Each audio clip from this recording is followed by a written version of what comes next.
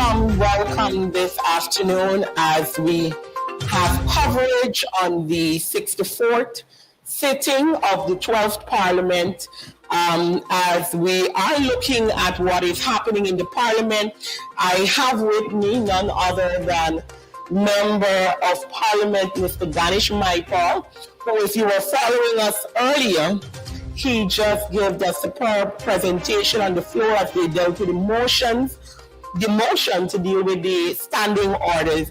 And before we get in, because we have a lot of things that we want to talk to Mr. Maipal about, let us start with that motion. Let's talk about, what was the importance, because I gather that you are supporting if I'm correct, some amendments to that motion. Let's talk about that. Yeah, well, thank you for having me, Shanika. Let me say first of all that the importance of the motion was to simply give a timeline to the clerk and speaker with reference to the amount of days they take to approve questions and motions submitted by members of parliament. And in any democracy, it is expected that you act with alacrity, that you act with expedience, because our functions in the National Assembly has to do with the people's business. Correct. For the past 3 years or thereabout that we have been sitting in the National Assembly, we have recognized that this speaker seems to not be acting in a manner to consider the people's business as most important. And against that backdrop, we submitted a motion in my name seeking to amend the standing orders to provide 4 days, a motion and question, to be with the speaker and 4 days with the clerk. What that simply means is that I, as a member of parliament, if there is a burning issue on the floor or a burning issue elsewhere, I will submit a question or a motion seeking answers on whatever the issue may be. And I'm simply asking that it spend 4 days with the clerk, who will check and ensure that it is in keeping with the standing orders, and then submit it to the speaker for him to further check an additional 4 days, and then we be notified. In this case, I will be notified if my motion or question is properly constructed and fit for a notice paper before being placed on an order paper. That is how simple the motion was. But what we saw in the National Assembly was the People's Progressive Party being against such a motion, and they went into a whole different barrage of argument that caused us to do nothing else but retaliate and rebut, which I think we did superbly well with, and the motion was defeated because they have the numbers. But I put them on notice that when they sit in the opposition, they will have to deal with it that way, because, as I said in my presentation, their days are numbered, primarily because of the manner in which they're handling the people's business. They're not dealing with it with the people's mind. They're not taking the people's consideration. They're not taking their job as important to consider the people's business. They're just doing it for themselves, their friends, and their families. Correct, is right. And I know in your presentation, the argument, even from the other MPs, we heard, giving examples of how long it is taking for certain things to be. You're hearing stuff that were presented in January till April. And, really and truly, the motion is to ensure that there is a timely passage of things to do. So that the issues that come up for discussion are relevant. The relevancy of the matter is important. The whole nature of dealing with current affairs. Can you imagine that there were matters that were so important at the time, and 80 days after the submission of the questions and motions, then is when it is approved. The relevancy doesn't stay. Because with this PPP administration, there's a new issue every single day. Every single day under this People's Progressive Party, there are issues affecting the people, and new ones come every single day. We should have parliament every single day. On that note, talking about, new rising issues, the other thing that was striking today, and at this time, I know our viewers are tired hearing and seeing the same thing happen at the National Assembly. There was a motion as well brought, I think, in your name as well today for the Parliament to discuss the issue of the rule, to merely, I guess, to ask the government to, abide by the ruling of the court in the case of the issue with Exxon EPA situation. And again, we saw the Speaker of the House disallowing that motion. Let's talk about that. Everybody knows that Speaker Manzoor Nadir is a puppet of the PPP. Correct. Everybody knows that Manzoor Nadir sings for his supper and he receives his supper from the PPP. Everybody knows that. Manzoor Nadir has a track record of ruling motions that we consider of definite urgent public importance. He has a record of ruling them not definite or urgent or of public importance. But in the past, what he did was to always seek to justify why it is not urgent, definite, or of public importance. This morning I was shocked. Nothing. Not because he ruled in our favor, but because he ruled outside of our favor, but without justification. All that Manzoor did this morning was to say that a matter was filed in court and this matter is now sub judice, so we can't proceed with it. I was shocked. I remember when we had the suspension of the members of parliament. Yeah. Roysdale Ford walked with the members of parliament and he filed a matter in the High Court. It was filed the day before the sit-in. And no date was given for the hearing and no judge was assigned. Manzoor Nadir, in his ruling, said that the matter will be proceeded with, notwithstanding the opposition filing their case, primarily because there was no date issued for the hearing and no judge assigned. So that doesn't fit into the category of sub judice. And he went and he quoted a series of precedents from other parliaments. Today, what we see is the real Manzoor. We saw an unpatriotic Manzoor Nadir. We saw a biased Manzoor Nadir. And we saw a PPP Manzoor Nadir in full action. Because all he said was that a case was filed. And we know that no date was given to the case, no judge was assigned to the case. So when it suits him and the PPP, he goes with it. And when it doesn't suit them, he still goes with how he feels it should happen. Manzoor Nadir, listen, Guyana's democracy is broken. There's no doubt about that. Correct. But people may ask, why are we still in the National Assembly? This is the avenue, this is the space that allows us to confront these jagabats. And it allows us to put it in the record. It allows us to prove to the international community and to the many other democracies around the world what is it that this dictatorial administration is behaving with. Yes. So our presence is very important. So notwithstanding all the conundrum and all the biasness and all the other behavior of the government and the speaker, we have to be there to make our points, to register it in the record, and to ensure that when time comes in the future, we have a track record there to reference and to show that we fought for the people amidst all of these behavior of the People's Progressive Party. As we just talked about the motion, and I now want us to get into the issue of that actual case that was taken up by civil society, as a matter of fact, to court, where they took EPA to court on this matter. And I mean, I think this matter is now hitting home to Guyanese across the board. I have received calls from people who are seemingly sympathetic to the PPP, etc., who are shocked at this move by the government, because clearly any government that literally tries to appeal a case that will secure the people of the country, literally go against it, it is something unheard of. Yeah, but that the whole essence of the motion was to get the government to accept Judge Sandel Kissoon's ruling and to act within the best interest of the Guyanese people. What Judge Sandel Kissoon did was to simply say that we ought to protect the Guyanese people. Correct. In the event that there should be an oil spill, the expense to clean up must not be the Guyanese people's expense. Not a single dollar from the Guyanese people must be used to clean up if there is an oil spill.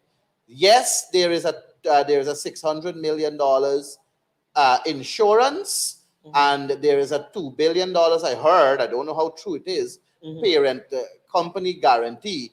But when we look at oil spills around the world, that is not even a percentage of the cost associated with cleanup exercise and restoring a country and an area to normalcy. And we are simply saying that notwithstanding us benefiting from oil resource at this point in time, in the future, for the avoidance of doubt, if there should be an oil spill that can cause catastrophic damage to Guyana, its neighbors, and elsewhere, the expense to clean up, the expense to bring back to normalcy a country and its neighbors and elsewhere must never be the ordinary people of that country, but rather the bigwigs that are milking billions of dollars from that resource. And that is the simple request. All Exxon has to do, Shanika, is to sign on a paper to say that in the event of an oil spill, whatever is the cost to restore the country and its people to normalcy, we will foot the bill. Full stop. That is all. Yeah. Signed, submitted. That wouldn't cost them a dime.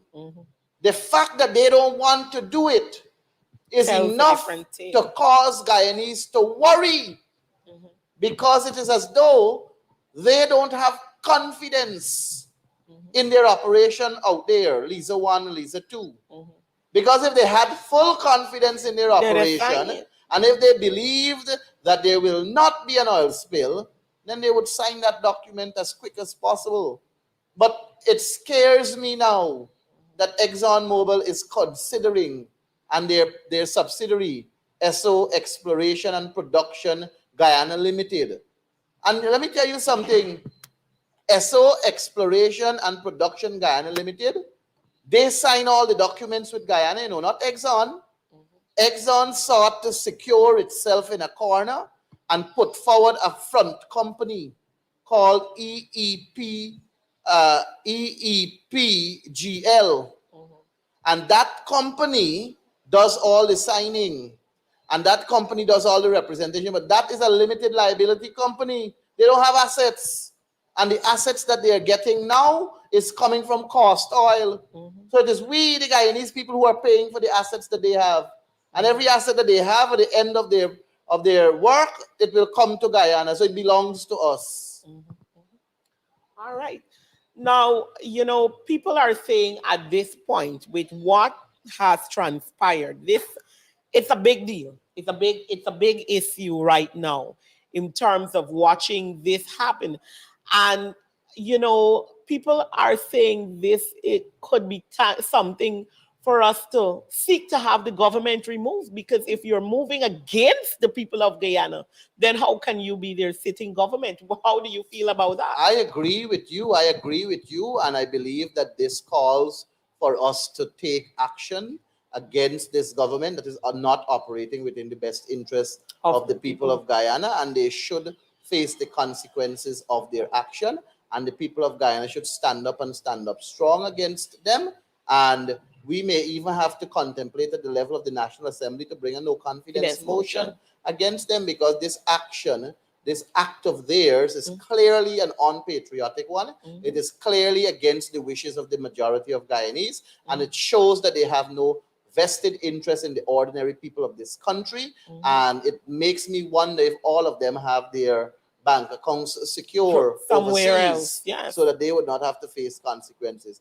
It's all about wickedness from the PPP, unpatriotic move, and typical PPP behavior. Shameful, disgraceful, unbecoming. It's not what we want as Guyanese people. I totally agree on that. I know as we proceed in today's sitting, there will be a few other things happening.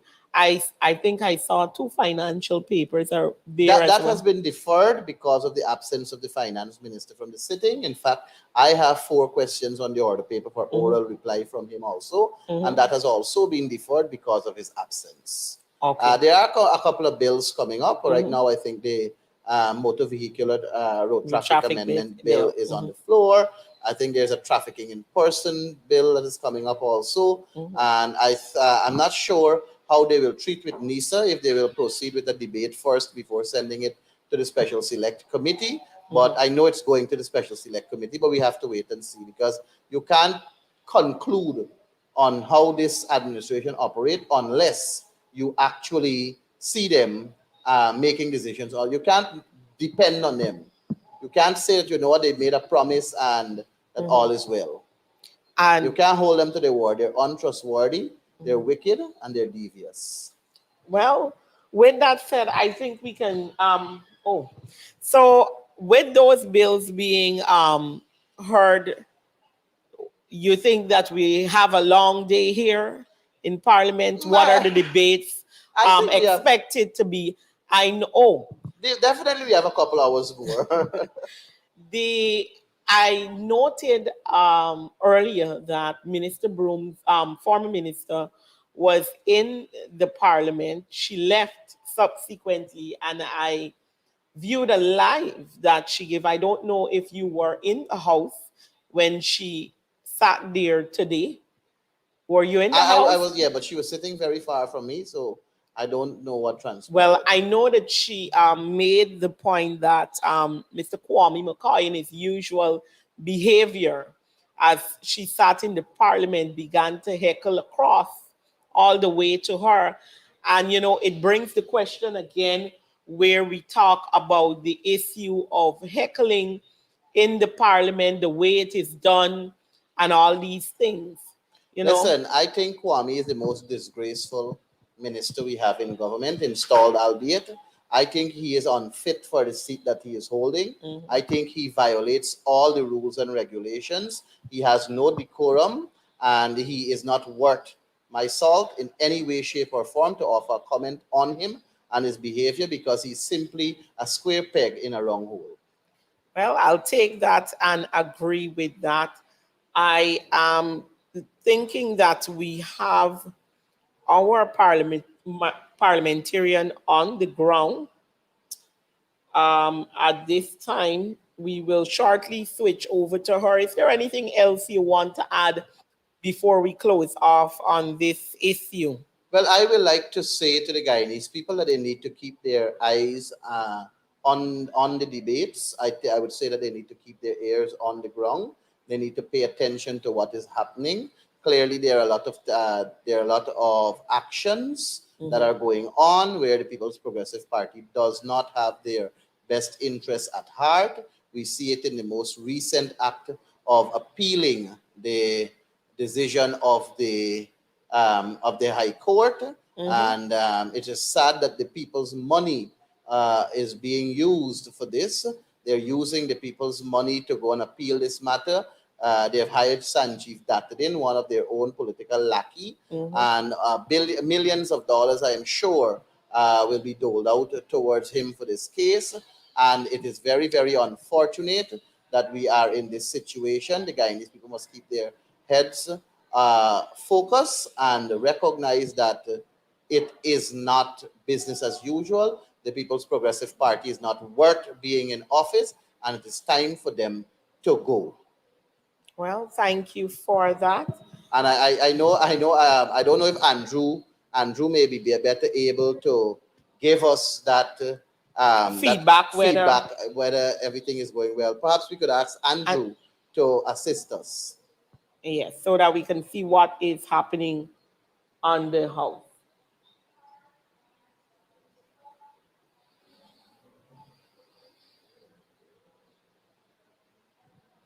Andrew will have to do the switch over for us to get it. All right. In the meantime, since we do not have the operator here at this moment. Let's talk about some other things that are happening. We see the PPP going across the in areas that they don't usually go across to, and talking and going into villages, paying people to wear jerseys, etc. What are your thoughts on No, that? well, we cannot allow ourselves to be distracted. Mhm. Those actions are distraction politics, and distraction politics is what we must not fall for. The People's Progressive Party has a track record of distraction politics. Their attempt to go into these communities that are not in any way supportive of them is to paint a picture to show as though they're all All- inclusive when their actions are clear that they have no time with the ordinary citizens. And whilst they seek to give us the crumbs, basically, they hog for themselves the largest part of the pie for Mhm. them, their families, their friends, and their favorites. I today I saw the president going to a few villages. He started, I think yesterday we saw him in the Georgetown area, and apparently today he made some moves on the east coast of Demerara. And I took my time to go into my home village while he was there. And some of the notable characters that the village usually don't necessarily associate with are the persons that you're seeing there, and seek to ask questions of them in terms, particularly Pleasance, where we know that the Pleasance had a community ground that was working well, which was pretty much confiscated during the Jagdeo regime, and ask questions about that. And that's what we're seeing. These villages are places that they haven't done much for, but yet still we see them walking into these villages, making attempts, while in the what we're seeing in the local government. Irfan is a good comedian, you know. Irfan is a good comedian, We're and you seeing, have to give him credit for being a good comedian. So I guess on that note, Shadika, because I notice I'm getting a we have call and to we go have back in the house. and we have Ms. Geeta Chanandan on the ground, on the floor currently, so we will switch over to the house. Thank you for having me, by the way. You're most welcome.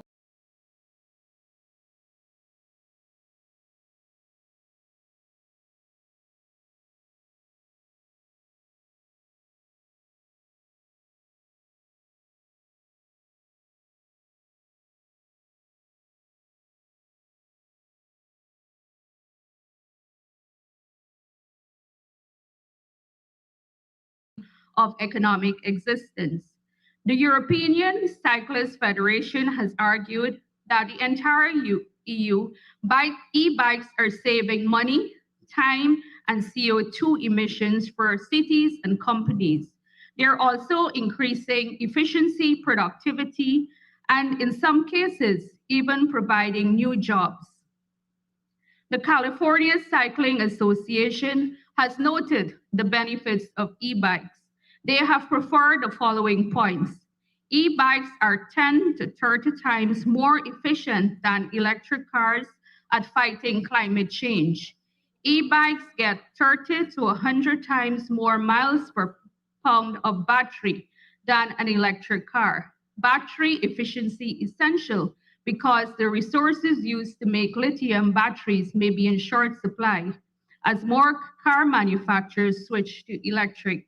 An e-bike emits 40 to 100 times fewer pounds of greenhouse gases than a 30 mpg gas car. E-bikes are incredibly cost effective. So, Mr. Speaker, it is important to point out here that we must have a clear understanding of the environmental, economic, and social benefits of this technological invention, which currently engages our attention. We know that in this new oil and gas context, where a few are taking the cake and 99% is being left behind, these affordable options are important.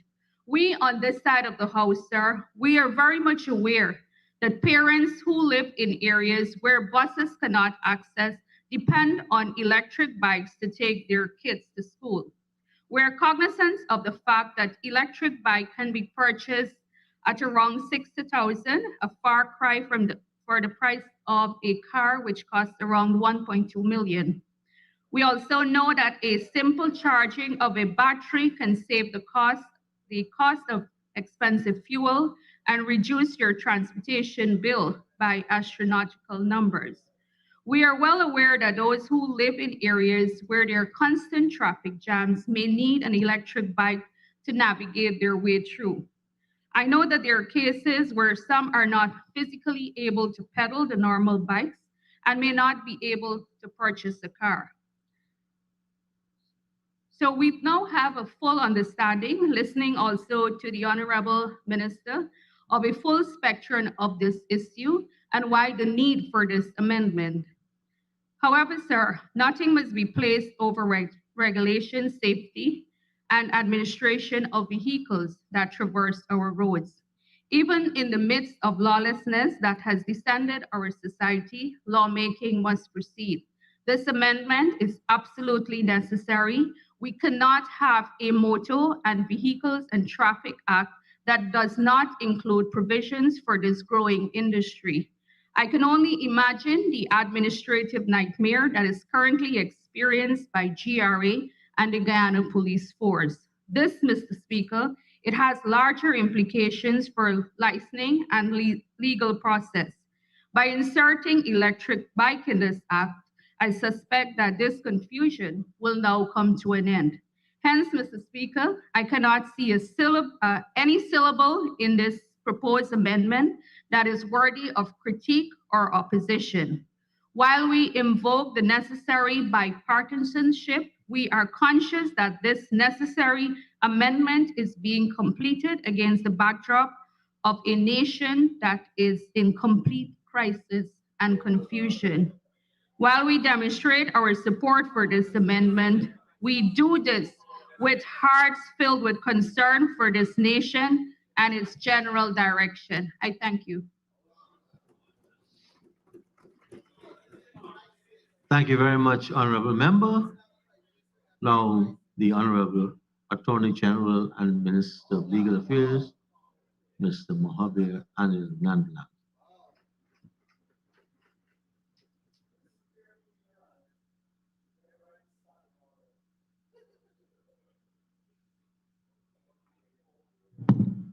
Thank you very much, Mr. Speaker. Mr. Speaker, this bill is a simple one, but sir, it has very important and wide-ranging impact and ramifications, sir. The Honorable Minister of Home Affairs has done a remarkable job in outlining to us the merits of the bill, what it seeks to do, how it seeks to do it, and, sir, the impact that it will have once enacted. Mr. Speaker, our government, as I have said before, has a legislative agenda that is intended to travel with equal dispatch with the economic and social progress taking place in our country.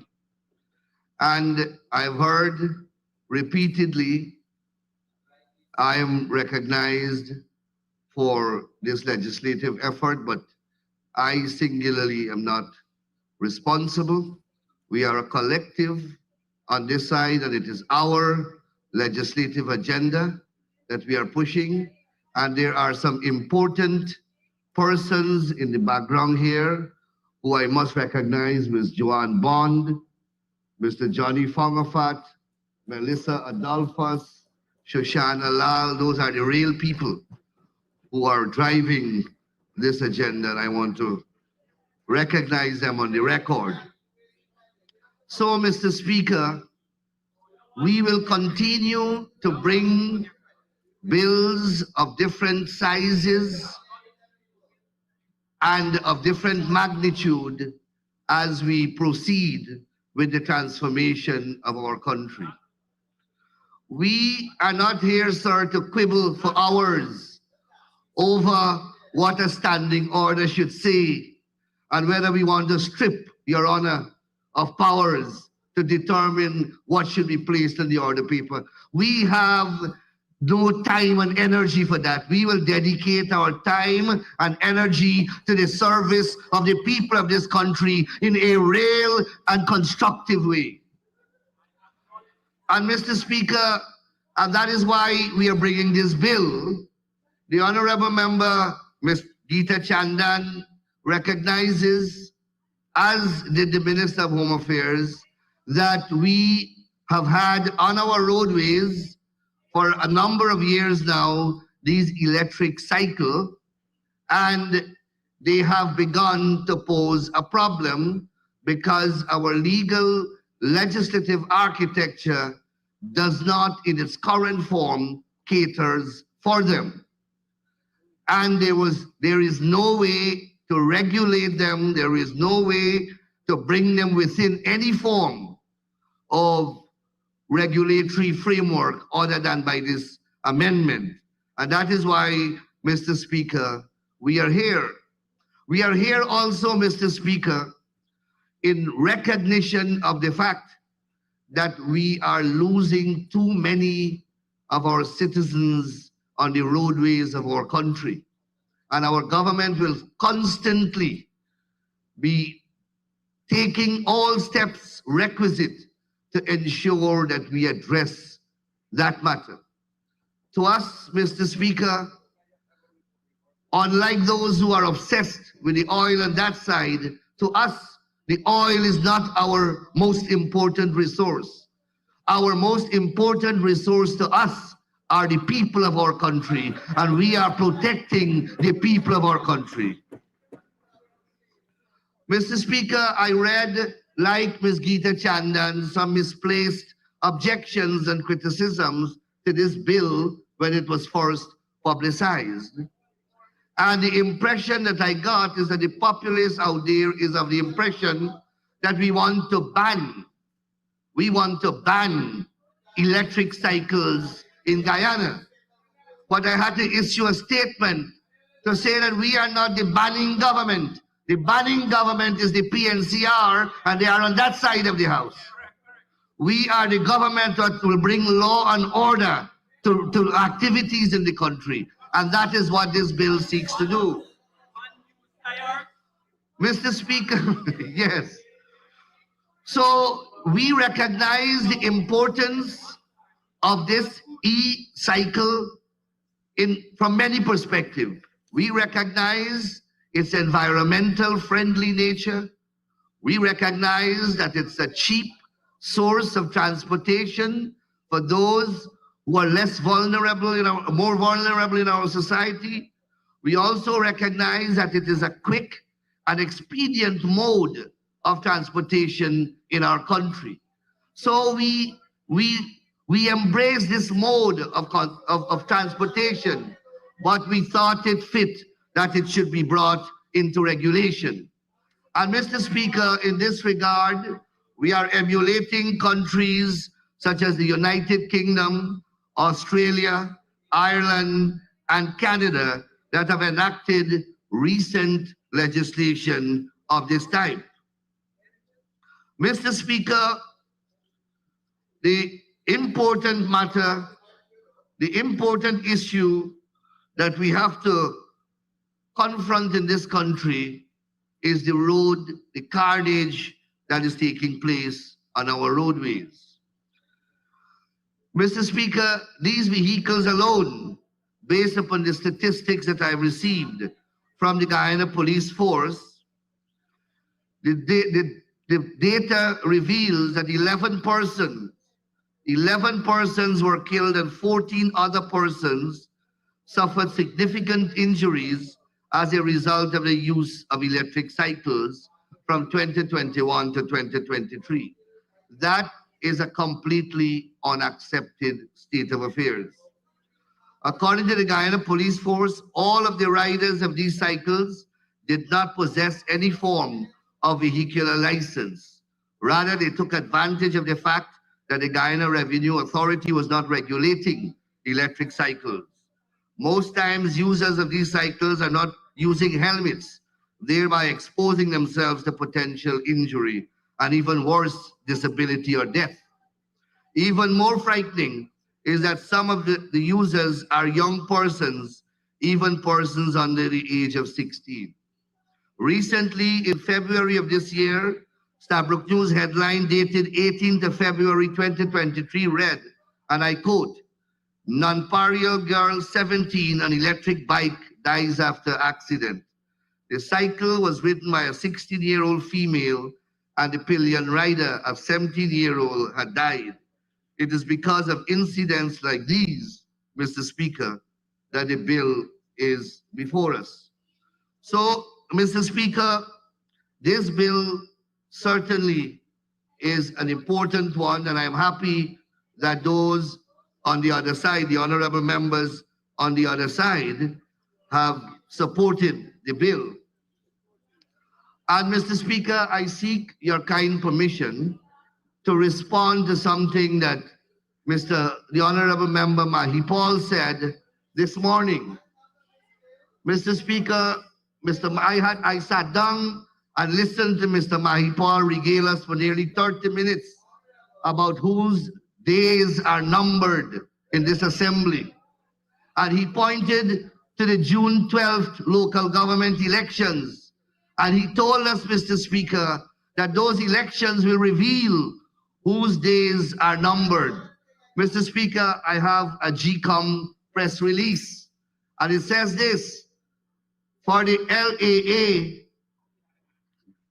the Guyana Election Commission takes this opportunity to inform Mr. all Speaker. stakeholders that 13 LLAs with a combined total of 98 Mr. constituencies and 193 additional Speaker. constituencies. Honorable AG, Honorable Member Mr. Mahipal on his feet. Thank you, Comrade Speaker. Comrade Speaker, I stand on Standing Order 41, content of speech. Sir, I never made reference to the June 12th election. I think the Honorable Member is imputing.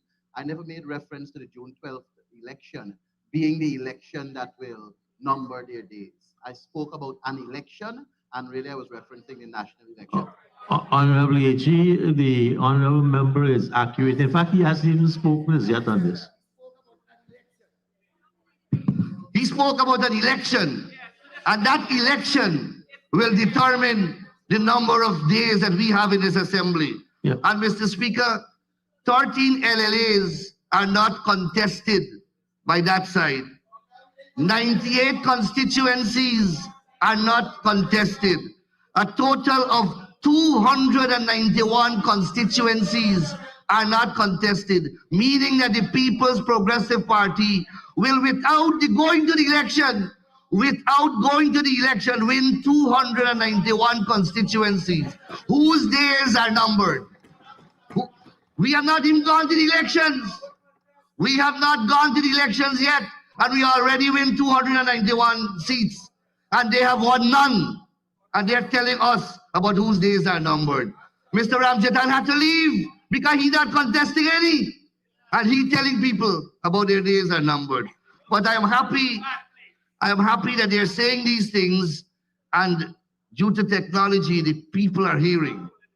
In the same way that they denied that they pulled that mace and broke it. The mace, yes, they denied that this morning. And we will run the footage and we will play the speech. As they're grabbing the mace, the speaker who spoke this morning will be heard telling the people, we didn't pull the mace. That tape coming out this afternoon. I thank you, Mr. Speaker.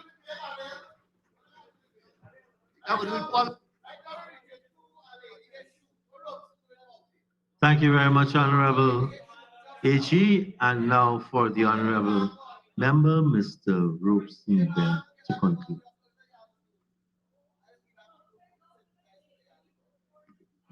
Thank you, Mr. Speaker, honorable members. I want to thank the Honorable Member Ms. Geeta Chandan Edmond for her effusive support of the bill, of the amendment.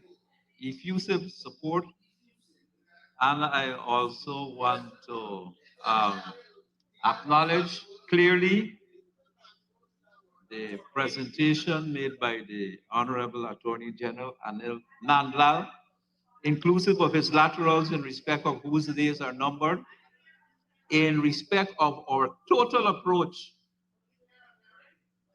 to the legislation we bring to this honorable house. Yes, and I hope that the honorable member, Ms. Geeta Chandan, would remain somehow in this house as it goes forward. I noticed that she is indeed my shadow and not the former member who just exited, my erstwhile friend, who, who, whose closet I have. I have his closet. And, and with that bit of levity, Mr. Speaker, I want to ask that we proceed forward with consideration of the bill. That it bill be read a second time. Thank you very much, Honorable Minister. Honorable members, I now put a question that the Motor Vehicles and Road Traffic Amendment Bill 2023, Bill number 7 of 2023, be read the second time. Those in favor say aye. Those against say no. Ayes have it. Let the bill be read a second time. Motor Vehicles and Road Traffic Amendment Bill 2023, Bill number 7 of 2023. Honorable members, we will resolve ourselves into committee to consider the clauses of the bill. Honorable members, we are now in committee, and I propose the question that clauses 1 and 2 form part of the bill. I now put a question that clauses 1 and 2 now form part of the bill. Those in favor say aye. Those against say no.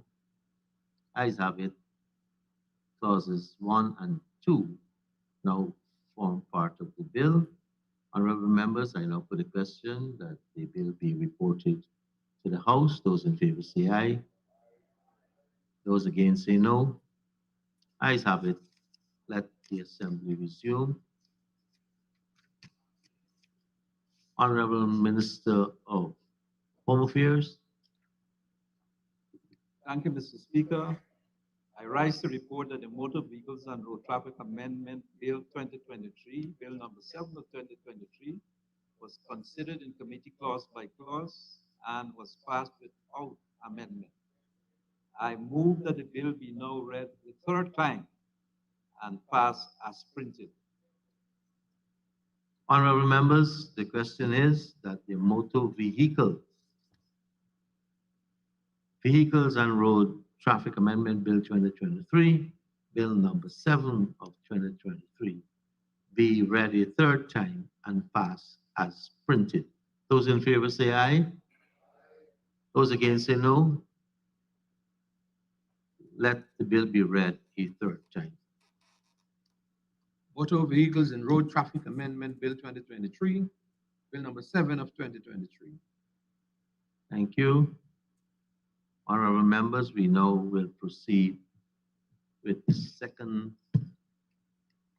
bill, the Combating of Trafficking in Persons Bill 2023.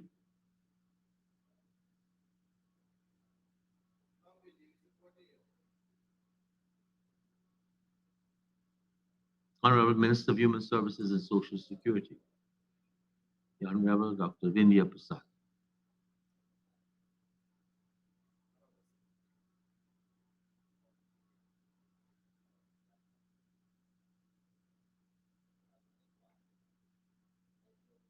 Thank you, Mr. Speaker. Mr. Speaker, I rise to move that the Combating of Trafficking in Persons Bill 2023, Bill number 6 of 2023, published on the 18th of April 2023, be now read a second time. Mr. Speaker, this is a significant bill, one that is of great importance to our country and will have great impact on the lives of many across the length and breadth of Guyana. I rise to present this bill, which tackles one of the worst scourges which exists in our world today, and literally snatches an individual's life, rights, and freedom.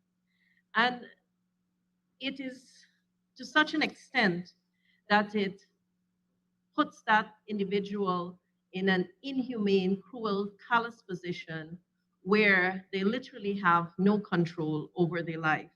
I believe that this bill deserves a place in our legislative cache as it speaks to many of our fundamental rights, notably freedom.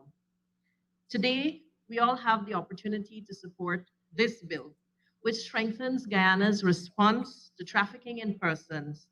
This is a robust, comprehensive piece of legislation constituted of key measures synonymous with international best practices and our dynamic socio-political needs. Trafficking in persons, some people call it modern day slavery, but whichever way you refer to it, it's a violation of human rights. And this bill is intended to repeal and replace the existing Combating of Trafficking in Persons Act of 2005, thereby protecting the rights of individuals and preventing and combating trafficking of persons within or across the borders of Guyana. The bill in its current construct has benefited from a few years of intensive work from both local and international agencies, interagency and wider consultations, and has been minutely scrutinized over the last 2 years. I must sincerely thank the technical teams that worked on this bill, including those from the Ministry of Legal Affairs, specifically Ms. Joanne Bond and her team, and also the teams from the Ministry of Human Services and Social Security and the Ministry of Home Affairs, notably the head of the CTIP unit, Ms. Tanisha Corbin-Williams, and Mr. Daniel Griffith from the Ministry of Home Affairs. It is their dedicated efforts that would have yielded much of the input that this bill has in its current form. The objective of this bill is to prescribe measures to combat trafficking in persons, including children. And it sets out a litany of criminal offenses with extraterritorial effect. And this extraterritorial effect facilitates partnership and cooperation between Guyana and other states to prevent and suppress trafficking in persons. And of course, it gives a wider scope to punish offenders. In fact, there are 137 countries in the world that experience trafficking in persons every day. Guyana is not immune to this. This happens in Guyana, but our government is committed to this robust, strong response. And here we are today with this piece of legislation that forms part of the arsenal against trafficking in persons.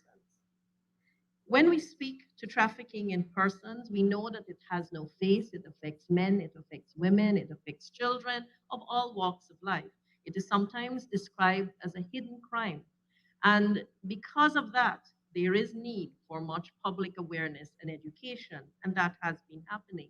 But trafficking in persons speaks to recruitment, transportation, transfer, harboring, or receipt of persons by means of threat or use of force or other means of coercion, or by abduction, fraud, deception, use of power, or a position of vulnerability, or by giving or receiving of payments or benefits to achieve the consent of a person having control over another person for the purpose of exploitation. That is the definition.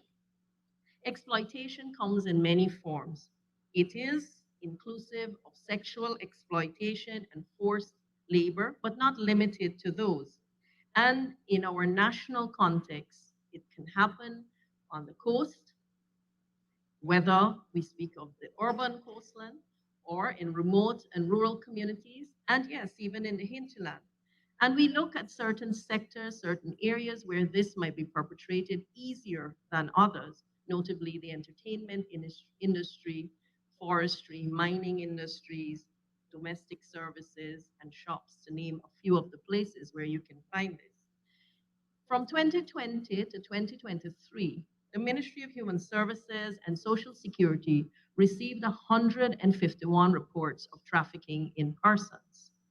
Now, in addition to this, the ministry's CTIP department was able to identify over that period 790 alleged victims of trafficking. If there is nothing else, that tells how important it is at this juncture to introduce a bill of this nature that definitely pushes this agenda of a response. In 2023, there were 3 convictions. What was noticeable about 2 of those convictions is that there was restitution, and this bill also speaks to that. When we look at the legislation before us, it has many stringent measures, and it is envisaged that these stringent measures will bring more perpetrators to justice. It also recognizes the victim. It gives voice to the victim. It also gives recompense to that person who would have lost much in their life or their life through this whole process of trafficking, moving them within the construct of the legislation to where we want them to be, to a life of stability, where they can feel safe and secure and move forward with their life. But more importantly, it is restoring a fundamental human right. While the bill is expansive and it can be read from cover to cover, I would like to highlight a few areas of note in this bill, which speak to the severity of the crime and the commensurate measures that this bill espouses. Some would not disagree that the heinous nature of trafficking requires harsh or punitive measures.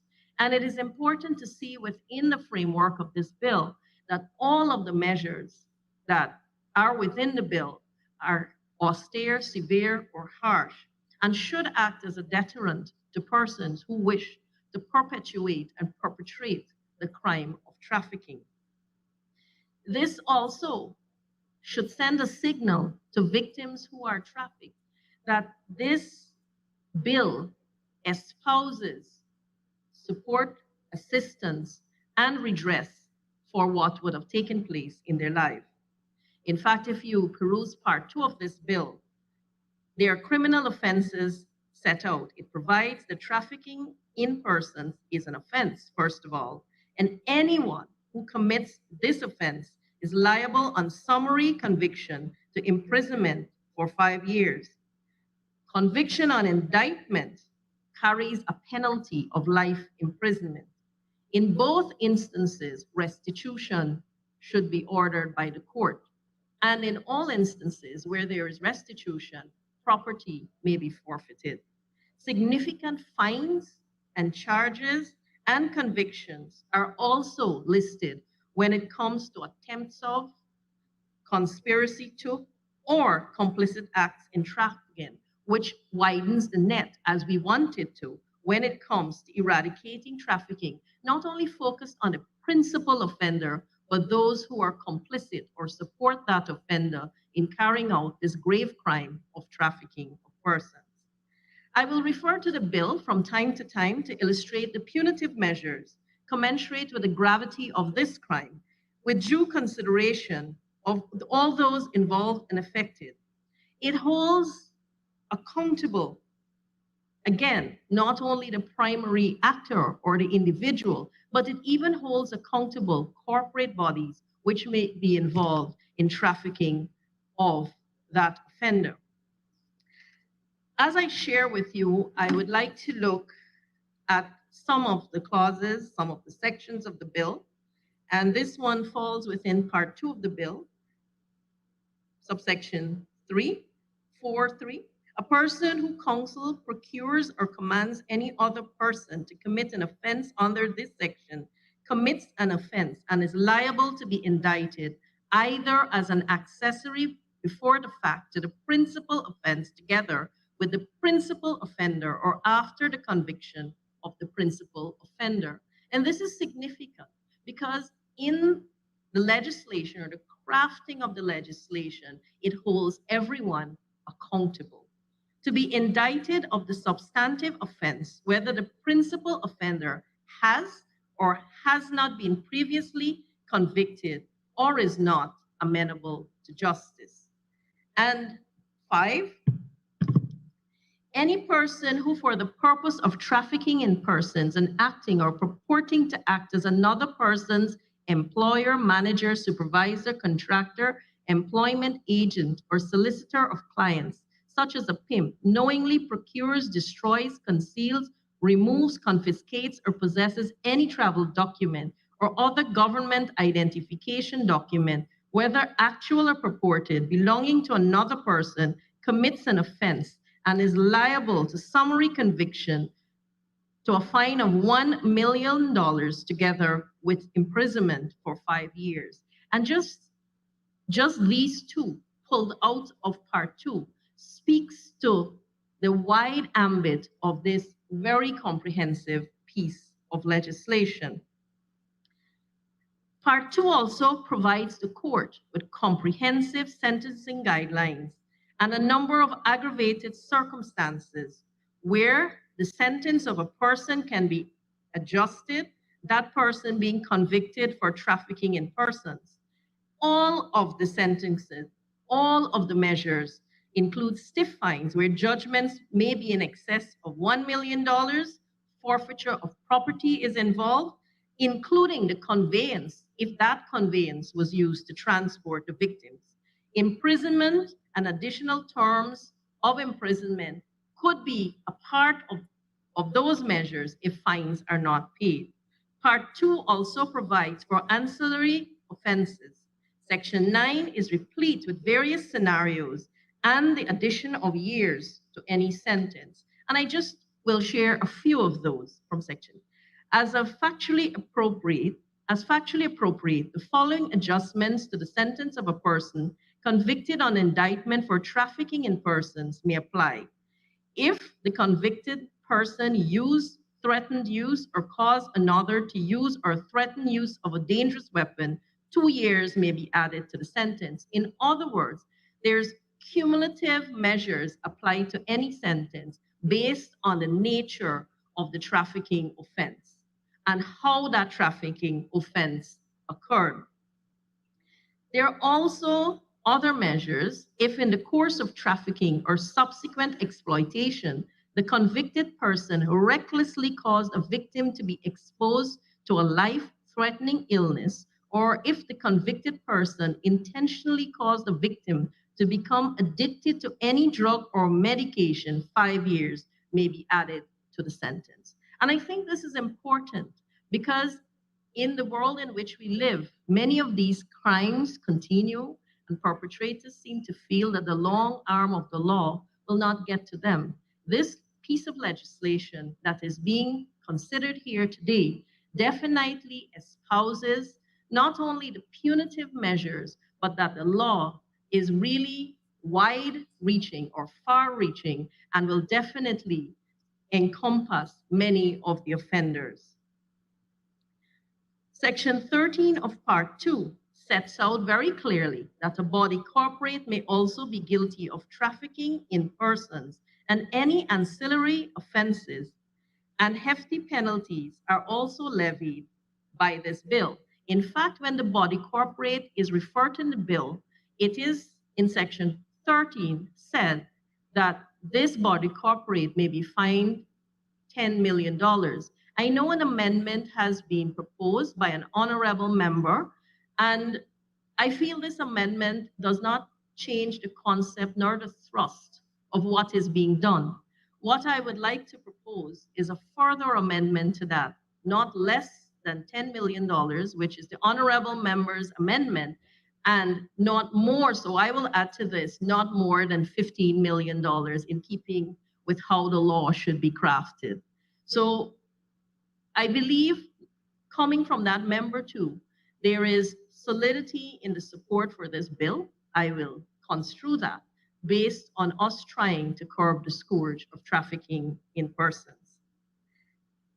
Each subsection takes into account the complexities of the involvement, and if we move further into the piece of legislation, we will be able to see that a body corporate or its director, manager, secretary, agent, or any other officer concerned with the management of the body corporate has been convicted of an offense under this act, the court shall have the power, in addition to the power to impose penalties prescribed for the stated offense, to do several things of great importance. One, report the body corporate's business license, order the body corporate to be wound up, forfeit the assets and properties of the body corporate, or prohibit the body corporate from performing any further activities. And this speaks, again, to the severity of the measures commensurate with what is considered the gravity of the crime of trafficking in persons. Mr. Speaker, I want to turn my attention to children, as mentioned in the bill. And this is very important because the bill does not reference adults alone. It speaks to children and how children ought to be treated in terms of best practices when it is related to trafficking in children. What constitutes the offense against the child? And that's an important thing because it sets the foundation for all the measures to follow. Any person, this is subsection 3, sorry. This speaks to children, and where children are concerned, there must be every interest of the child to the forefront of what is happening. The child's statement must be done in a protective environment. The child should be spoken to in a language that the child understands. The child should be taken into protective custody. The child should never be placed in a situation where it further exposes that child to any danger. And the child also, in all of the various sections and subsections of this piece of legislation, as it relates to children, should be treated in such a manner that the interests and the fundamental rights of that child will always be protected. Mr. Speaker, Part 3 of the bill speaks to the Child Care and Protection Agency, and it is evident that the interest of the child is paramount in this legislation, as the Child Care and Protective Agency must collaborate at all times with the task force and the Combating and Trafficking in Persons unit whenever children are involved in trafficking. And child victims should be provided with every comfort and support that they require to get them through this harrowing process. Mr. Speaker, as we move to victims in general, this bill, again, is pellucid when it comes to giving victims closure, giving victims a voice, giving victims redress, and it's specifically detailed in many sections in the bill. Those persons conversing with trafficking in persons understand the pain and the horror visited on victims, and this bill addresses this in several impactful ways, ensuring that these persons are on an easier and better path to return their life to normalcy, or as close as possible take their life to normalcy. Part 3 of the bill provides for the court to conduct case management procedures to ensure that cases are heard expeditiously. And this is important because when things are drawn out, that can affect the course of the case and could also allow the perpetrators to get off scot-free if they threaten or they even intimidate or threaten that person while waiting for the court to proceed. This part also stipulates that victims may be eligible to participate in any applicable witness protection program, and it also provides that victims must be protected whenever they're questioned or interviewed, and that must be done in privacy. This part makes provision for victims to be provided with assistance, support, which will include anything from counseling to housing, financial support, employment, and even immigration services. This is an important introduction or intervention into the legislation because it clearly assures the victim that their circumstance is catered for, their safety is catered for, and that in everything that they're doing, they're protected. Restitution, perhaps, is the biggest intervention or the biggest measure when it comes to someone who has experienced trafficking in person. Restitution speaks to recompense for loss or injury provided to victims, and this intervention in the legislation emphatically sends a signal to victims that their loss and suffering is not just noticed, but the perpetrator must offer redress. And this is spoken to in Part 2, Section 7 and subsections 1 to 7. The court shall order restitution pursuant to the list set out in the second schedule, seeking to achieve so many different things. And I will share some of what you're hoping to achieve and why and what the court is compensating victims for. The court restitution shall compensate the victim for any of the following: cost of medical and psychological treatment, cost of physical and occupational therapy and rehabilitation, cost of necessary transportation, temporary housing, childcare, or the movement of victim to a temporary safe residence. It continues along that vein. And I was happy in 2023 when of 3 cases, 2 cases got restitution. This is a step in the right direction, but now we are paving the way for every case to have restitution, which is something that every victim should feel assured of. Importantly, in all of this, the absence of the victim shall not prejudice the victim's right to restitution, nor the immigration status, nor the return of the victim to his or her home country. Restitution shall be paid to the victim promptly as specified by the courts, and advances for forfeiture to ensure that restitution is paid.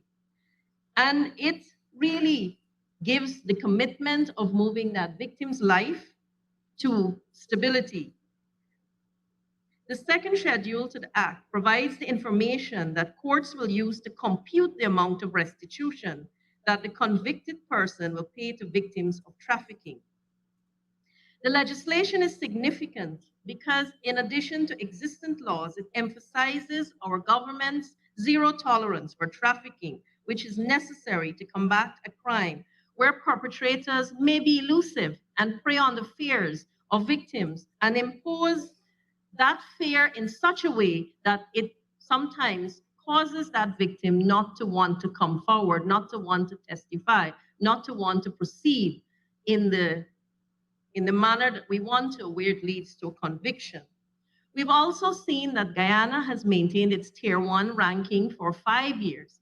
And this speaks also to the level of work that has been ongoing in terms of education and awareness. And in this bill, there is mention of the Combating and Trafficking in Persons Unit, the establishment of that. But remember, this repeals another bill.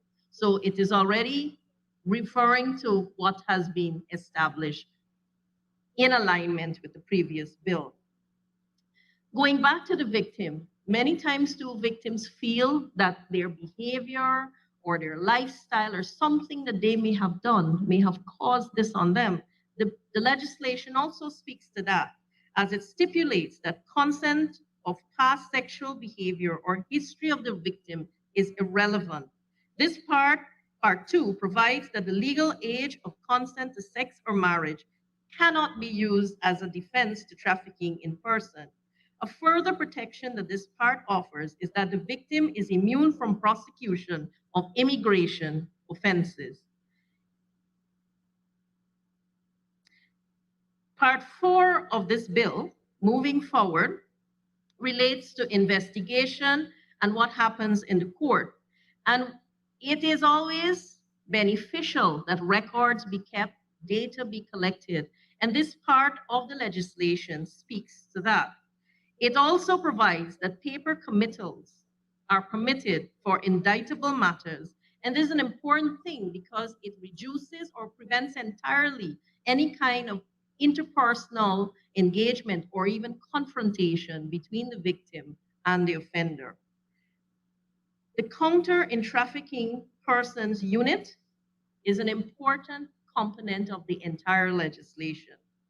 And this unit has over time focused on educating the public and training of many persons, both in government agencies, also agencies that are considered at risk or considered ports of entry for persons who are trafficked.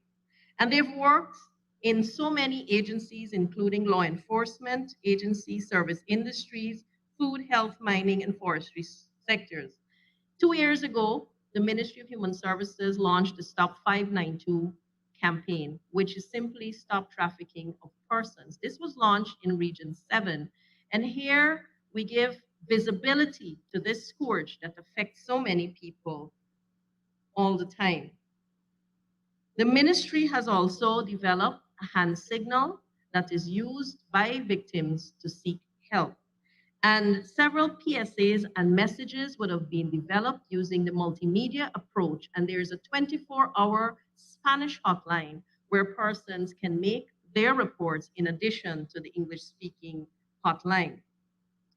Now, for all of this to work, there must be integration, there must be cohesion, there must be sort of an inclusion of persons in the movement against trafficking in persons. And here is where the legislation speaks to the establishment of the ministerial task force. The ministerial task force, in accordance with this legislation, must be appointed by the president. This task force is to comprise of members of various sectors, including immigration, law enforcement, legal affairs, foreign affairs, public health, Amerindian affairs, human services, and social security. It is to be co-chaired by the Ministers of Home Affairs and Human Services. And this task force is to develop a plan of action that focuses on many important components that deal with specifically trafficking in person, and also includes the compilation of a report coming out of data collection to be presented to Cabinet. This task force also ensures that there's coordination between the key agencies and stakeholders.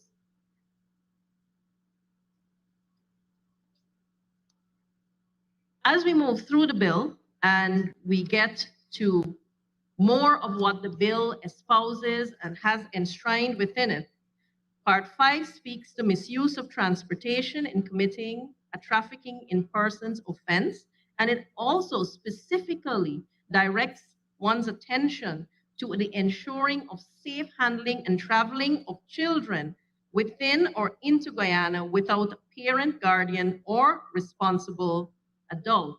It speaks to the kind of documentation that must be presented, and it also speaks to areas that are high risk for exploitation, bringing the attention to those persons who are at ports of entry and exit to the occurrences that may happen under trafficking in persons.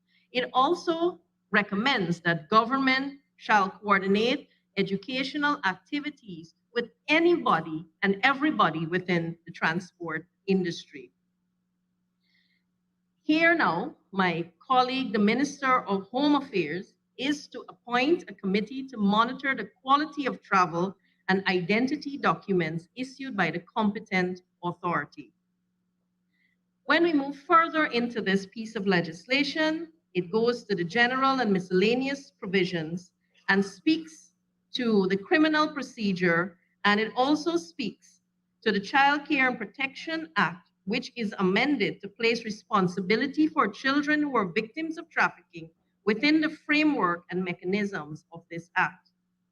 This part of the legislation provides that the minister may make regulations to give effect to this act and may by order increase any fines provided for under the act. The first schedule to the act sets out the procedure for the national referral mechanism for victims of trafficking. And here I want to say the standard operating procedures, which have been worked on for more than 2 years, those standard operating procedures would have benefited from agencies like the Ministry of Human Services, Ministry of Home Affairs, IOM, and other international agencies which guide the manner in which agencies must coordinate in their response to persons who have been trafficked. There is also a detailed referral pathway, which is now given the full force of the law, being enshrined in the regulations and in the body of the legislation itself. In this, there was also the Caribbean Development Bank that was a part of formalizing guidelines for the investigation and prosecution of trafficking in persons offenses in Guyana. So I make mention of all of this. I make mention of these provisions within the legislation. I make mention of all the work that would have gone into the standard operating procedures, which are now within the legislation itself, to inform this honorable House that it was not just 1 or 2 persons who worked on this. It was a collective effort, and it is a serious attempt, a serious effort by our government to combat trafficking in persons. We have zero tolerance for trafficking in persons, and we are continuing with our mandate as guided by the previous legislation now to this point to have more expansive programs and more expansive responses to trafficking in persons. And this legislation carries with it the weight of a comprehensive and progressive approach that warrants this House's collective support, as this legislation provides a robust framework for justice to be meted out and for victims to get their lives back. Enshrined in this legislation are many austere measures, which should serve to not only apprehend the perpetrators, but to deter persons from being complicit in trafficking in persons. It also gives that assurance to those who are experiencing trafficking in persons and those who have experienced being trafficked that there is a commitment to help them to move on in a safe way with their life.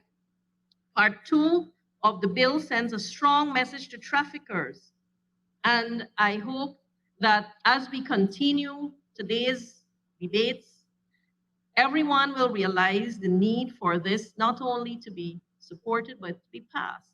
Because the longer we take to pass this, then we're leaving the gates a little open for those persons. Because what is within this legislation and the manner in which it's crafted, it really deals with a lot of loopholes that may have existed prior to it being introduced. Finally, Mr. Speaker, I want to say that as we look at trafficking in persons, it is but one of the many social issues that we face in the world, we face in our country.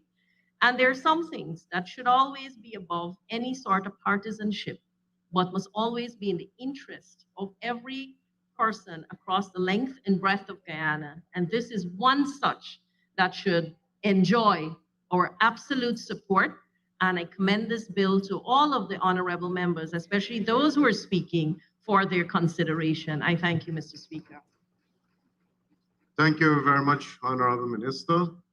Our next speaker is the Honorable Nishwar Jai Prashad.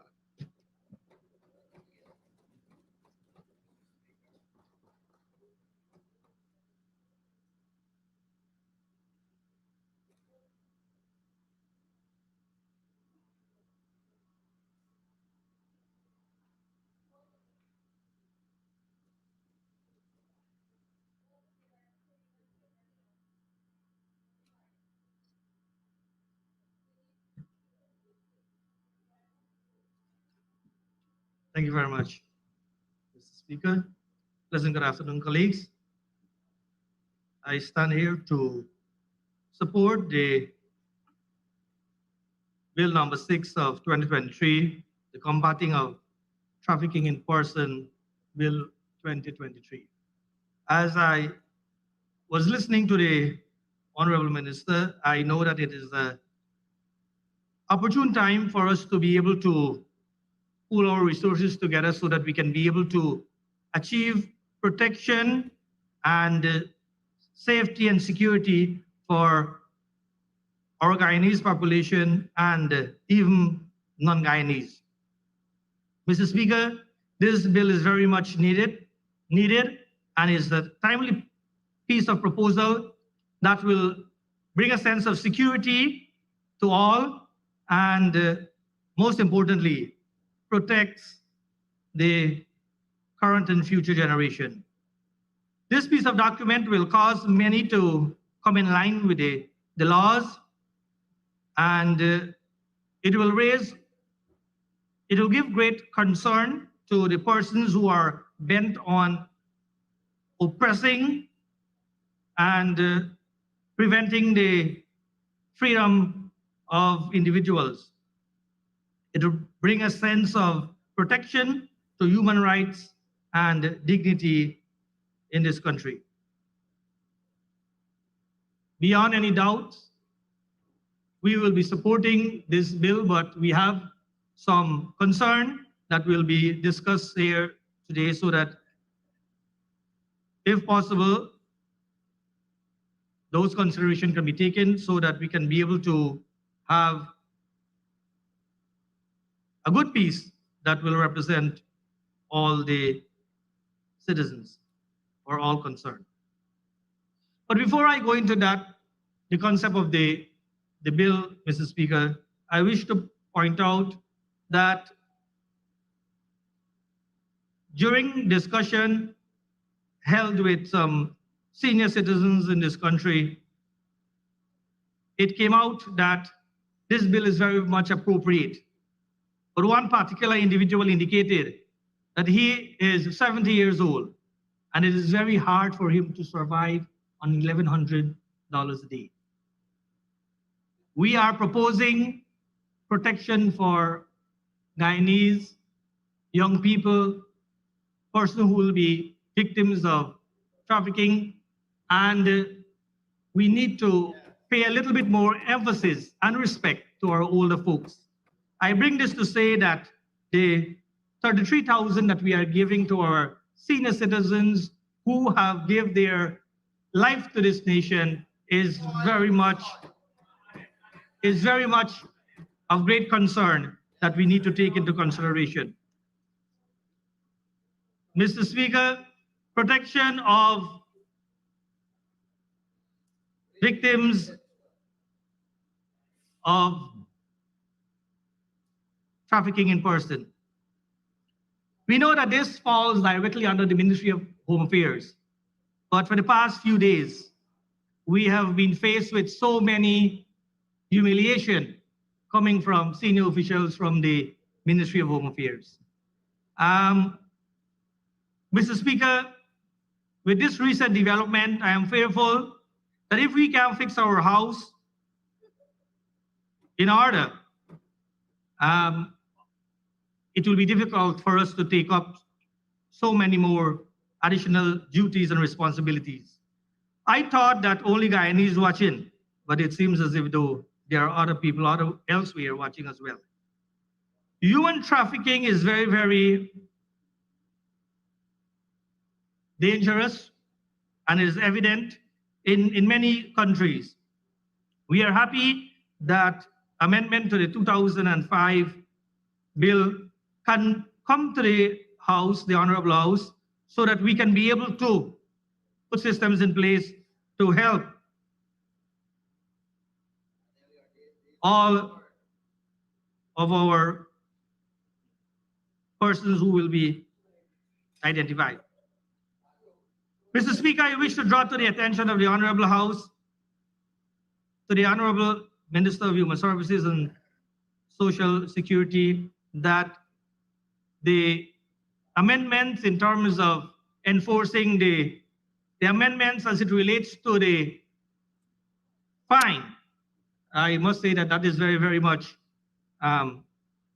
appropriate, that stringent measures are taken so that it will deter those who.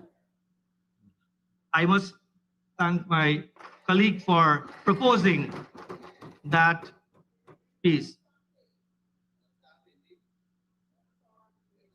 Mr. Speaker, Section 26 indicate how will the unit indicates that accommodation will be for victims. But we are seeing here that currently there are 5 shelters in 3 regions. I did not see any specificity in terms of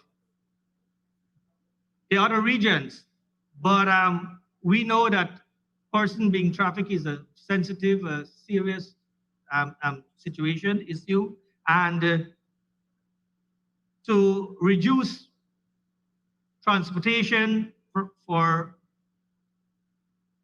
the other ends of the nation to the central point, we are proposing that shelters be established in the region or in the county, so that we can be able. We know that we have some, but we are not saying that. We are saying that propose proper infrastructure so that in all administrative regions we will be able to service our population. Section 26(1), assistance to victim in terms of psychological counseling in a language the victim uses and understand. We know that according to the bill, there will be a 6-month period whereby the task force will set up systems in place to address so many things. But, Mr. Speaker, why wait for a 6-month period to set up system? Why can't we start the process in terms of having individuals being trained in the various languages that we are anticipating? I know that the Ministry of Education will be part of the task force, but do we have a system in place whereby CPC are in the process of advertising options in terms of foreign languages that will cater for the service of the population? At the present, because of the open border and human rights agreements, we are having many foreigners in our nation who are not speaking English language, and it is posing a difficulty at the moment in terms of the language experience that they are having and the learning experience that they are having in the school system. So I was hoping that the bill would be a little bit more specific in terms of suggesting to us what MOE will be doing so that the population can be better serviced. In addition, the Ministry of Business needs to be listed as well, because this is and tourism, and included so that protection of the people and visitors and all that falls under this category will be protected. Because we observe that there are some situations whereby in the business fraternity, there are practices and malpractices that promotes violation of rights of people. In conclusion, I wish to say that the Rights of the Child Commission needs to be included, Ethnic Relation Commission, and the religious body, so that we can be able to have a more comprehensive unit to service the people of this country and all that the bill will cover. Thank you. Thank you very much, Honorable Member Jai Prashad. I now call on the Honorable Minister of Home Affairs, Mr. Ben, to make his contribution.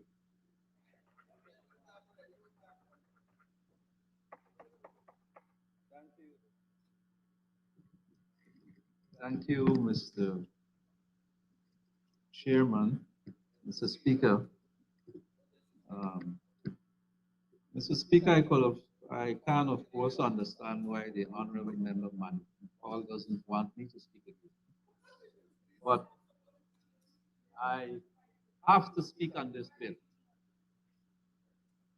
I'm a member of the Ministerial Task Force of Trafficking in Persons as it stands now.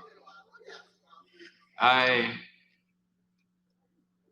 wish to point out that we do have a trafficking in persons unit which has been fairly active, working in collaboration with the Ministry of Human Services and Social Protection, that under our direction, enabling and working with the Guyana Police Force, we in total, working with the police, with the Ministry of Human Services, have been able to have a number of successes in relation to this problem of trafficking in persons.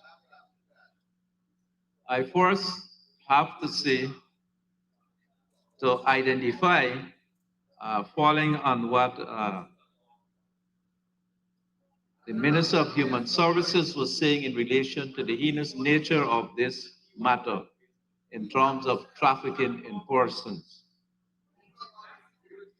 We have had a situation, and I would say again that we've inherited a situation where a large number of persons have been coming through Guyana,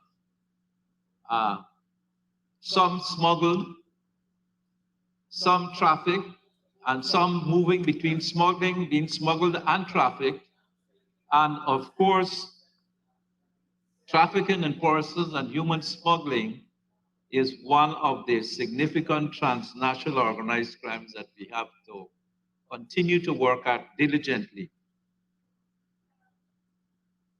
I would say if I look at some of our numbers here, and I think Minister Vinay Prasad did refer to some,